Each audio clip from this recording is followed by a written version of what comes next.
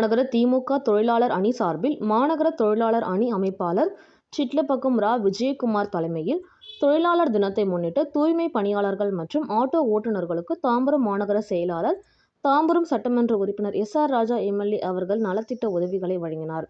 இந்நிகழ்ச்சியில் மேயர் வசந்தகுமாரி, மண்டல குழு தலைவர் டி. காமராஜ், எஸ். இந்திரன், செம்பாக்கம் தெற்கு பகுதி செயலாளர் சுரேஷ், டி. கே. கோட்டி, மாமன்ற உறுப்பினர்கள், பகுதி கழக நிர்வாகிகள், வட்ட செயலாளர்கள், அணிகளின் நிர்வாகிகள் மற்றும் கழக நிர்வாகிகள் கலந்து கொண்டு சிறப்பித்தனர்.